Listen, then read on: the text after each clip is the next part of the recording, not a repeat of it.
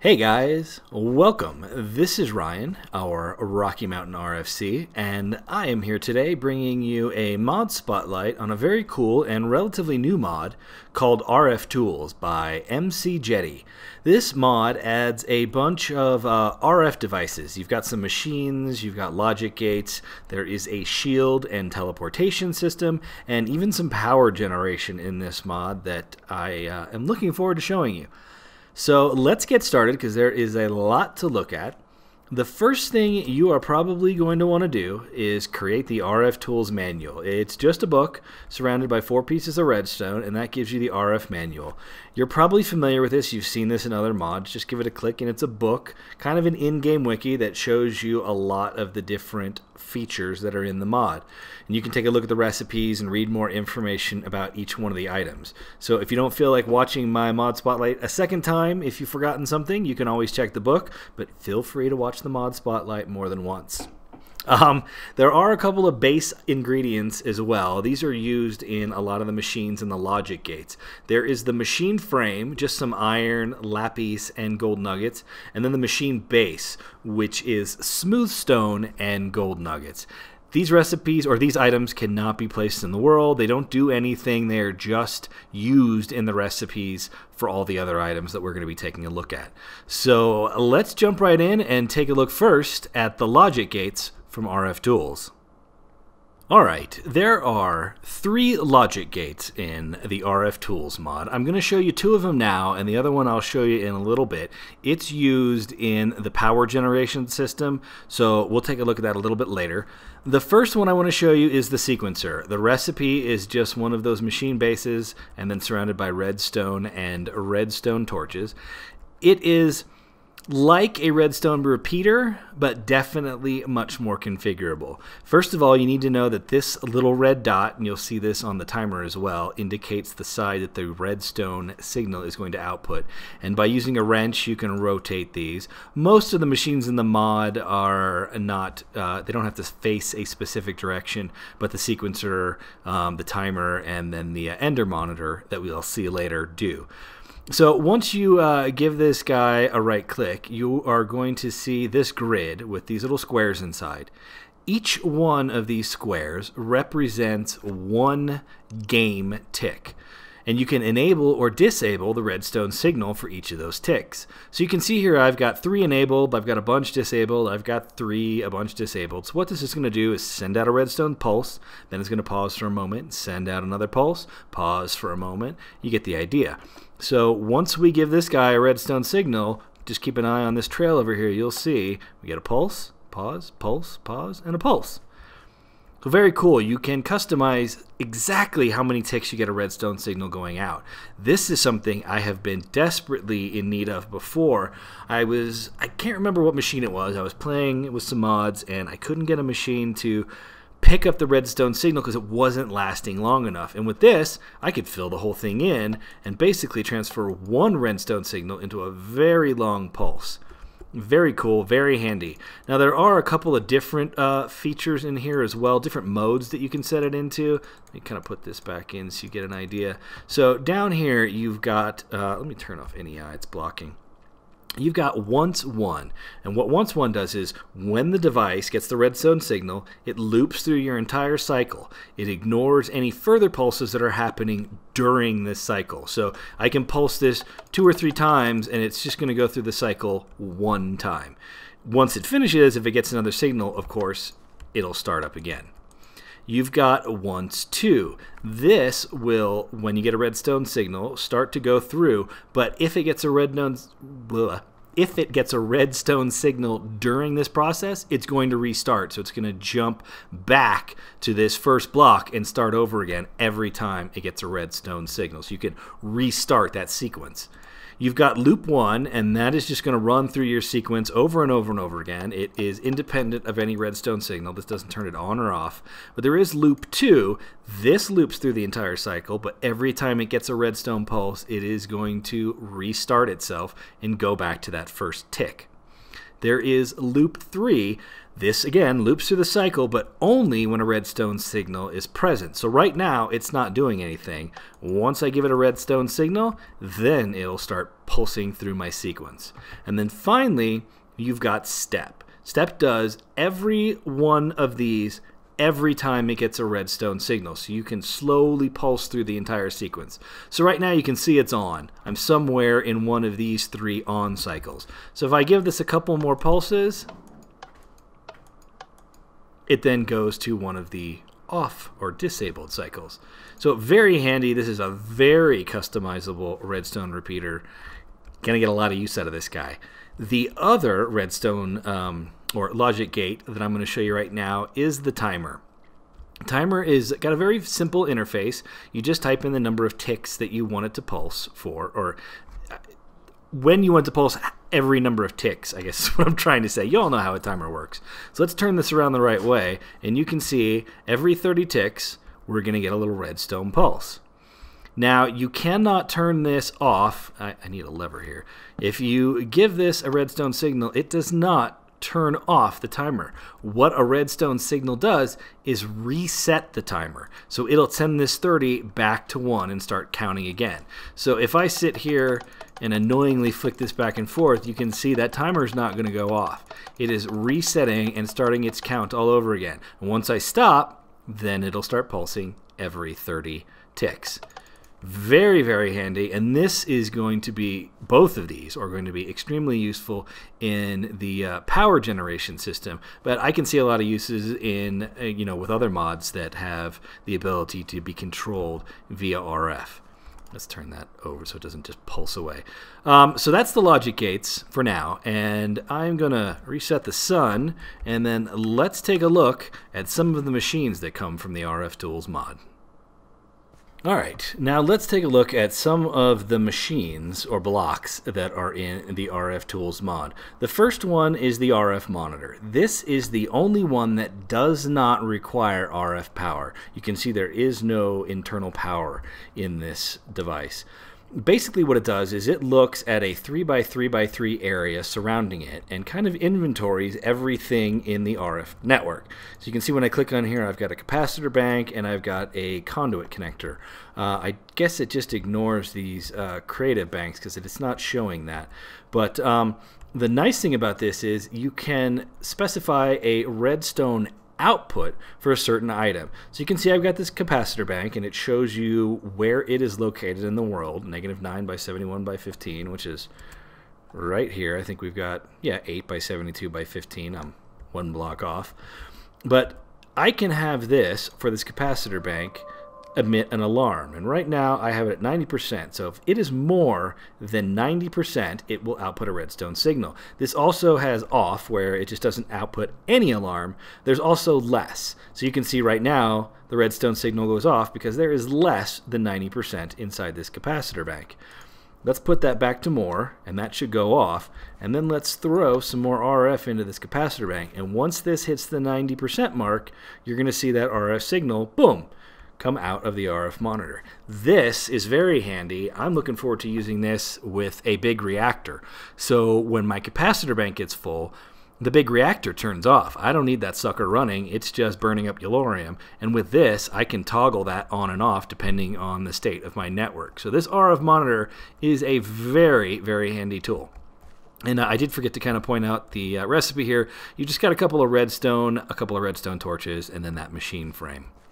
The next block, and this one I really like, this is the storage scanner. This is another machine frame, some redstone torches, a couple pieces of gold, and a couple of ender pearls. This will scan the surrounding area, and it actually is based off of this radius down here. So you can see I've got this radius set to 20, meaning outside of this block, it's going to go 20 blocks this way, it's going to go 20 blocks this way, and scan the entire area for any inventories. Now this is picking up the crafting pillars, which I didn't realize, so that's kind of junking up this list here I've got. But once it does its scan, and the larger an area you're scanning, the longer this is going to take. This does use RF energy, as you can see up here. but it will scan all your inventories, and then I can click, as you see on this chest, and I can see this has some diamond leggings, some boots, a chest plate, and a helmet. If I scroll down here, I've got another chest, and that's full of diamond ore. And you can also do a search. So if I wanted to find my diamond chest plate, or my chast plate, it doesn't scroll this list as yet, but you can see it's highlighted this chest and shows me that this has a match for what I'm looking for. Now you're probably thinking, well, that's great, but where is the chest?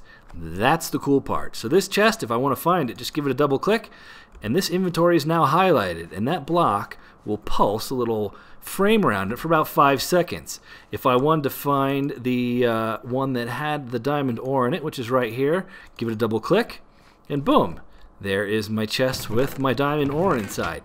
This is a very handy block. I lose stuff all the time with all the chests that I've got, and this will help you find it. I really like this storage scanner. The next couple of blocks I want to take a look at are the crafters. There are 3 tiers of the crafters, and the only difference between them is the amount of recipes that you can program inside. So for level 1, you can put 2 recipes inside of it. Level 2, you get 4 recipes, and then level 3 has 8 recipes inside. So this does require RF energy again, but you can highlight one of these areas, put in your recipe, and then you'll see you've got 2 buttons here. You've got, this says all, and what that means is it will use all of the items that are in this inventory to output this recipe. You can also set it to keep, where it will keep 1. So if I were to put 3 more in here, oh, and I hit a, I guess it's showing where the output's going to be. Did it already put the output? I hit apply. Let's try this again. I put in 3. What? And it's not making it. Maybe that's because it needs 3 more.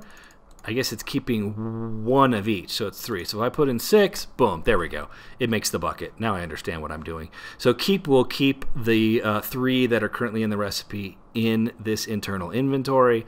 All, as you can see, it will use it all up, and then it'll produce all the buckets. There's also this EXT and INT, external and internal. This is where the output of the recipe, the bucket, will go to. And you notice when we had it to EXT, the output came into these areas over here. This is the external output buffer, so you can pump these items out with some conduits from Ender.io or Buildcraft pipes or whatever to pull this out of the crafting block. If you do INT, it will keep it internally and put the item, let's give you an example, it will put it back into the inventory. That way, if I had another recipe that said combine a bucket and something else to create it, it would then use that bucket for that next recipe.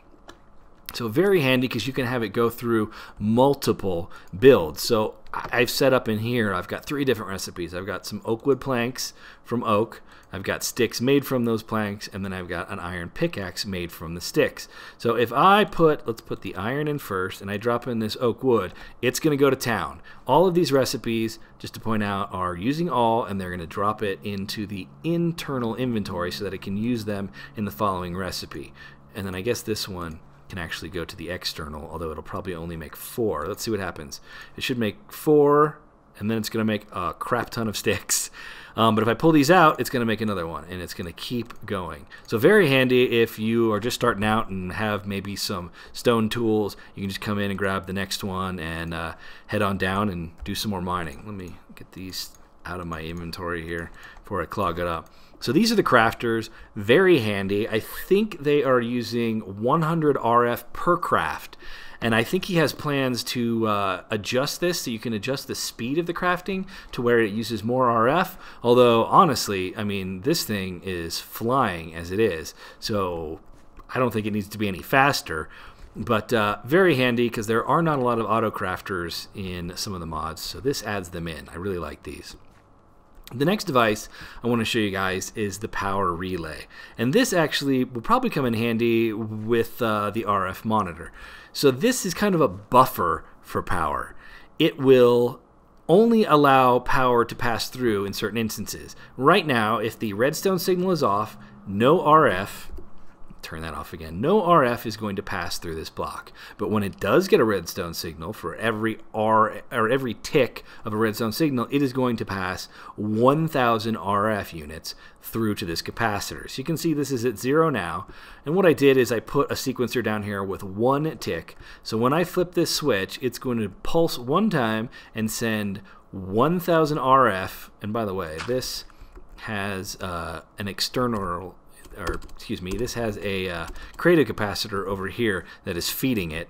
So that's what's heading through to here. So if I give this 1 pulse, you can see it ran for a second and it put 1,000 RF into here. So you could have it to where, let's say you start running low in a certain area, your capacitors are getting below a certain percentage. Using that RF monitor, you can have it output an RF signal, and then this can downgrade the amount of RF that is allowed to travel through to a certain part of your network. So, you know, let's say you want to turn off ore processing so that your shield has more power going to it, so your shield doesn't go down. This power relay is really handy for doing that.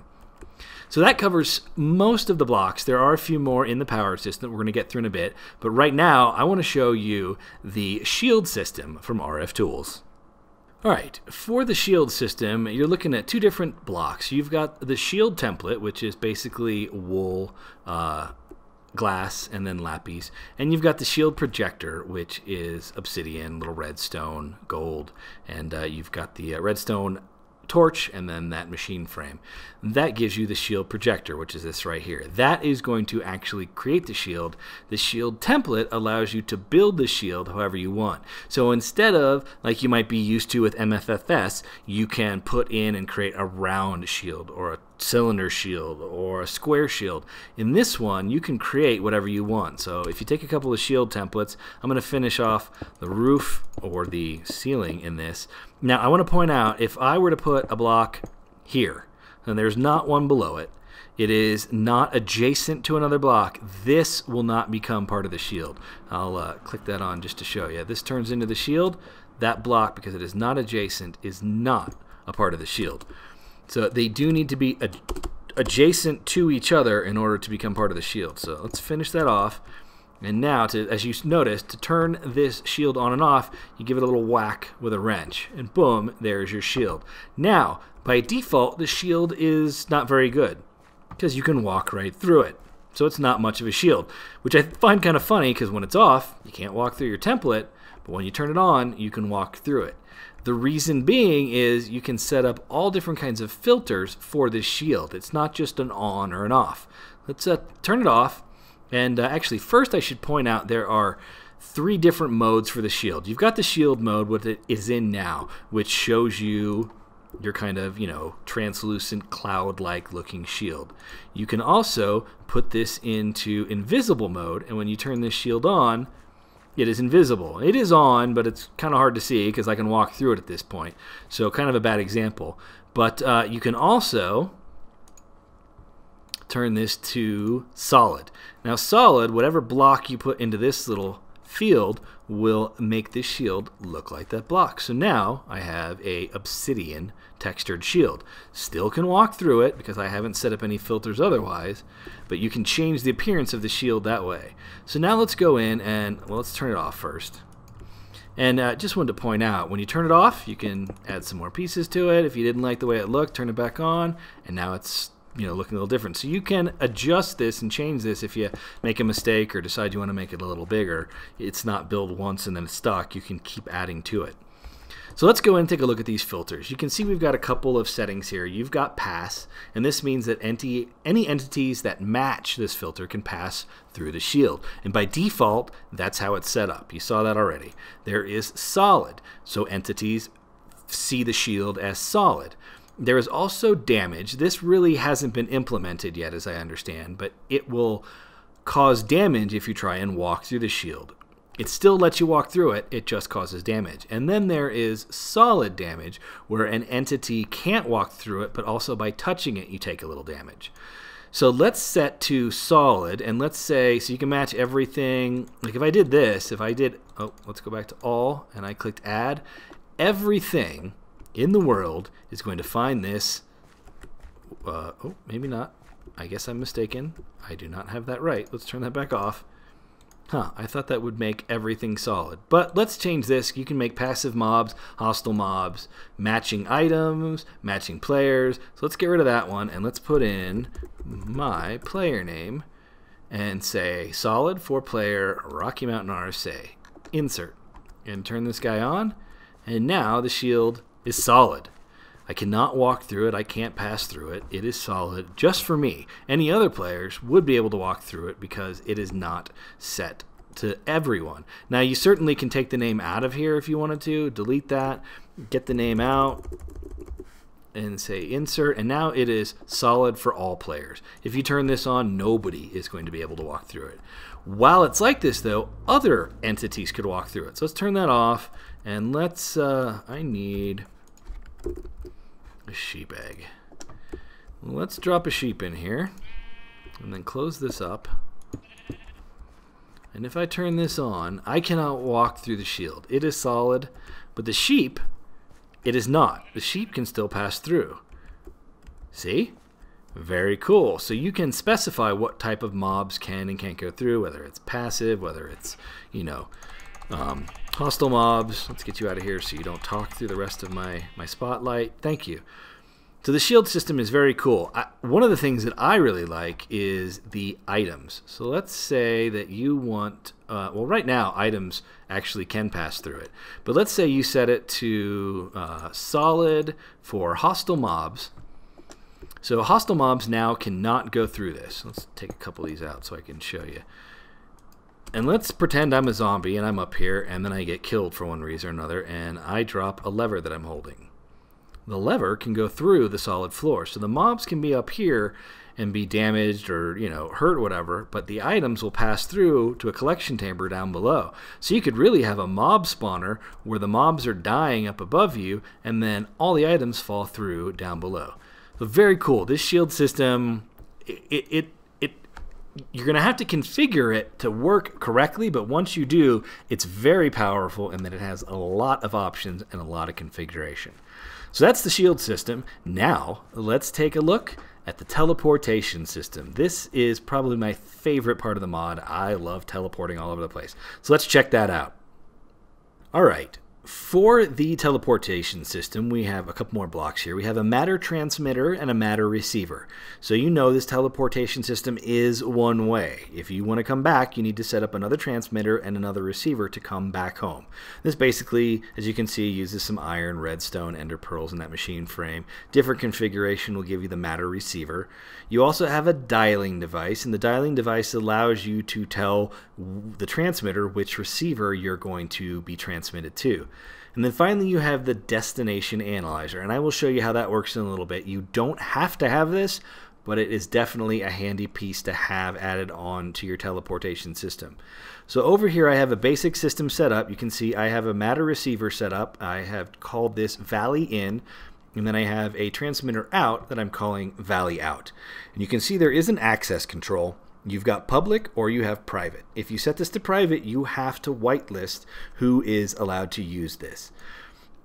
And then basically you have the dialer. If this is set to private and you go into the dialer, you are not going to be able to dial in to another receiver. You are not going to be able to interrupt if it is already dialed in.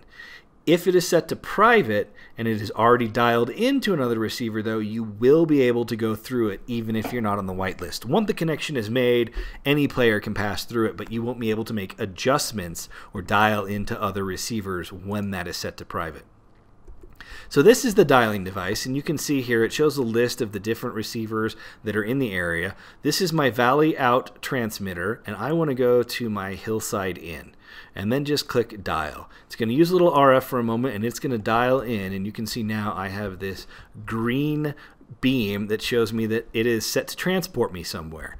Now the beam color is important if you have a destination analyzer next to your matter transmitter. It will tell you if the destination location is safe to transport to. If this beam is green, it means it's okay and you can jump through, no problem, and I'm transported to my Hillside receiver.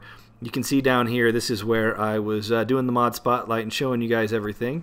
And I transported up here. I have a matter transmitter that is going back down, dialed in to the Valley Inn. And this takes me right back down to where we were before. Very cool, and I really like the sound effect. He added that in a couple versions ago. Before, it just said whoosh, and I had to make my own sound effects. Now very handy. It makes its own. I really like the sound effect. As you can tell, I'm going to keep popping through and drive you guys nuts. Now, let's say I want to dial in somewhere else. So first, let's interrupt this. You can see now I have disconnected. This no longer takes me anywhere. Let's dial in the Valley Out to my bad receive. Dial in, and you can see I have a red beam. Hang on a second. It is getting... turning it on and off. There we go. Didn't get dark again. This red beam means that the receiver that I am trying to get to has a problem. Either maybe it's been broken, it's no longer there if it was dialed into previously, or perhaps it does not have enough power to receive, because both the transmitter and the receiver are going to use a little power depending on how far away you are teleporting to. Depends on how much power it uses. So I'm dialed into this bad receiver. Oh, and this is an important thing. So let's click on this. Let's say you don't remember where that bad receiver is. Double click it, and it is going to highlight that block over there, just like it does with the storage monitor. Or storage scanner, I believe it was. Is that what it was? Storage scanner. Yes, let's get the names right. So I am going to put myself into survival because I'm going to show you what happens when you teleport to a bad receiver. And that receiver over there has almost no power inside of it. So let's give it a shot. Oh, see?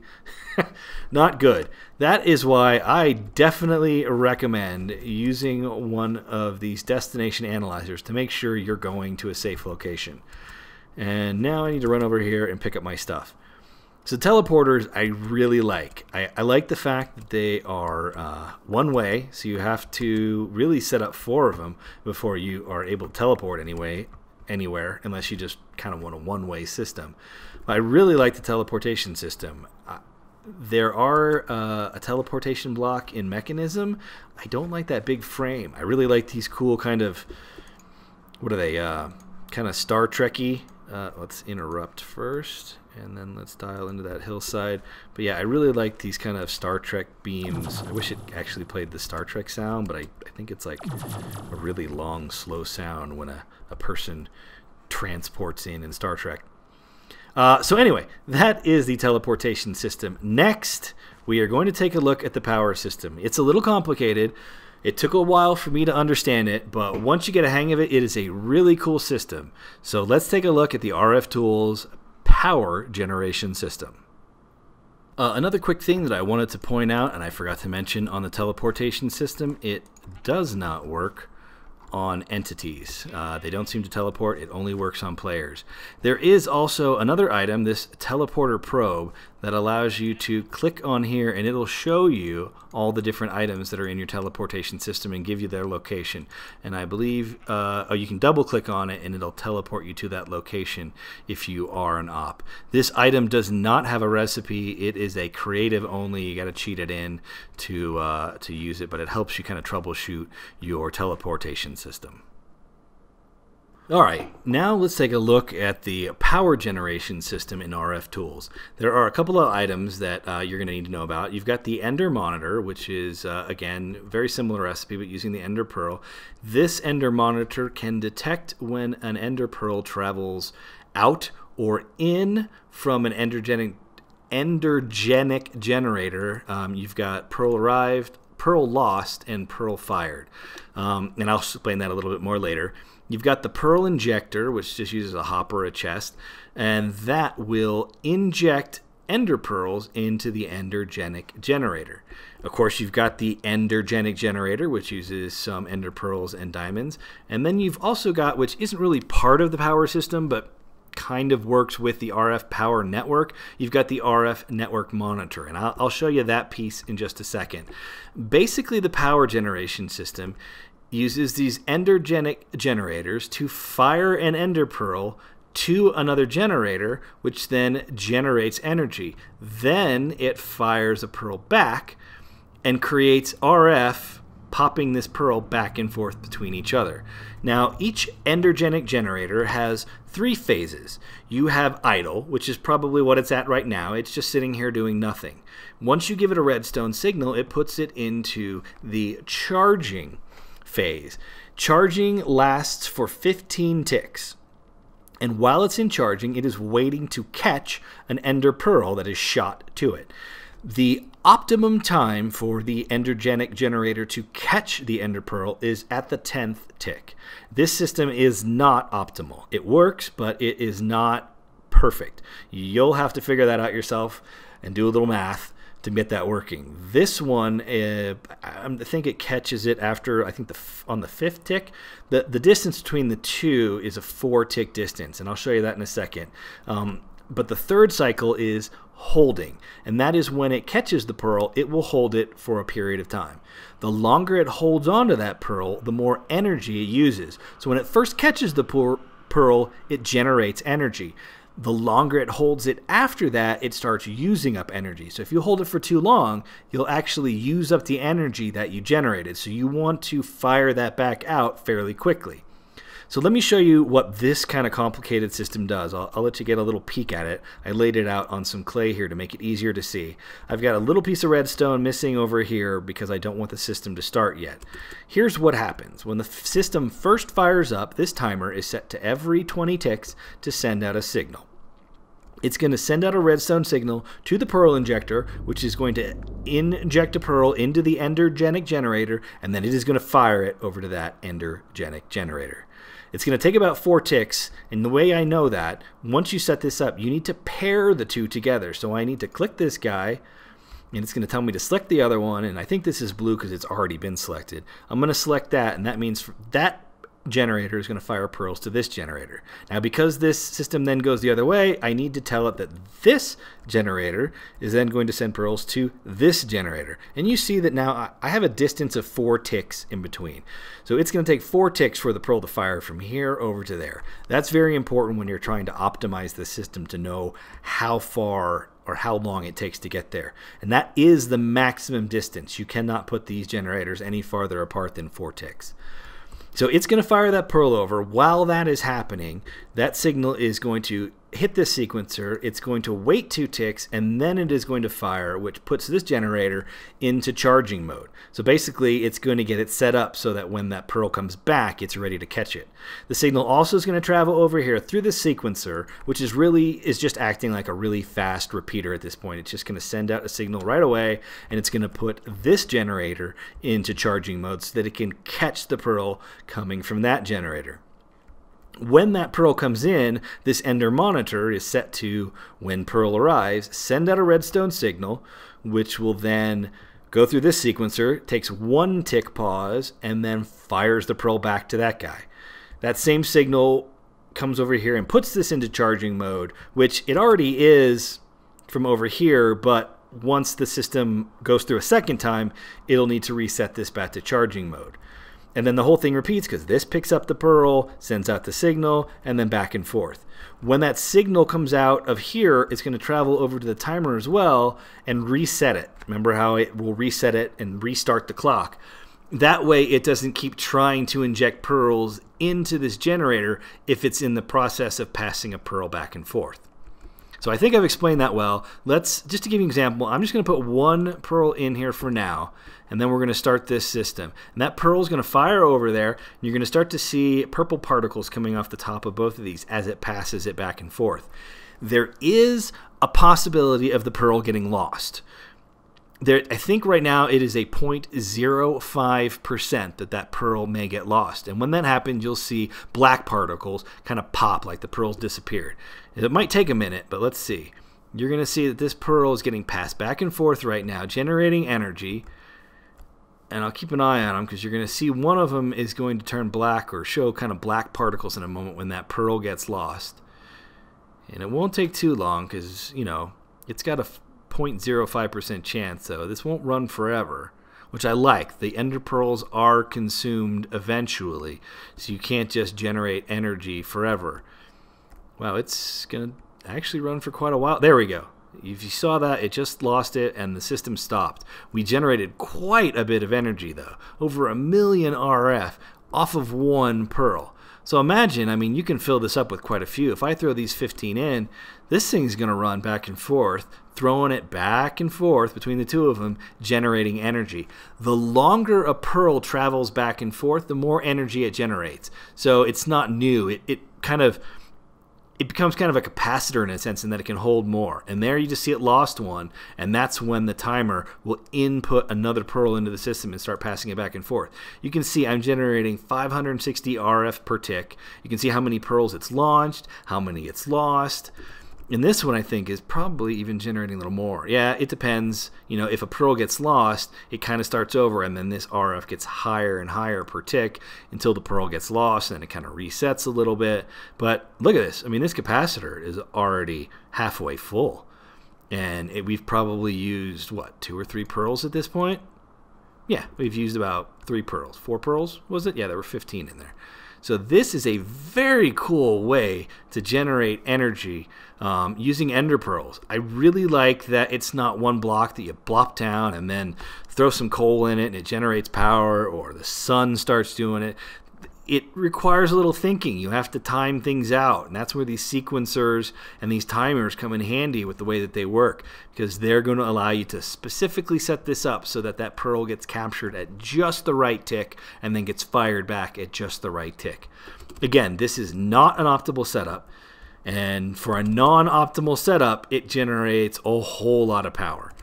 I will link to the wiki for RF tools. I'll put a link specifically to this page that has this layout. MC Jetty created this specific setup, and I copied it. It really helped me understand how the RF power system worked, because if I didn't do a good job of explaining it, he has a great breakdown that goes through how to set up each piece and how to get this working. It really helped me kind of understand what I was doing, because the first time I read through the manual, I was lost. I did not know what I was doing. I tried to set it up, but after doing this, this really makes a lot of sense, and I'm really excited to use this because, look, I'm full. These suckers are full, and these are generating a lot of internal power now and storing it. So, oh, and that reminds me, the RF network monitor. That is what I wanted to show you. This little device, if you shift right click on any item that's in an RF network, it will show you a list of everything that's connected in that network. It's going to give you its location coordinates, and it's going to show you how much power is inside. And this has the same feature as the storage scanner, whereas if I need to find one of my ender generators, I can't remember exactly where it is, give a double click and it'll highlight itself for 5 seconds. So this is a handy little feature when you're trying to troubleshoot your network and you can't find pieces, or you want to know what has power and what doesn't. That is a really handy piece to help you kind of troubleshoot. So that seems like we've covered everything in this mod. Again, this is RF Tools by MC Jetty. He has done some really cool stuff. I'm really impressed with this mod.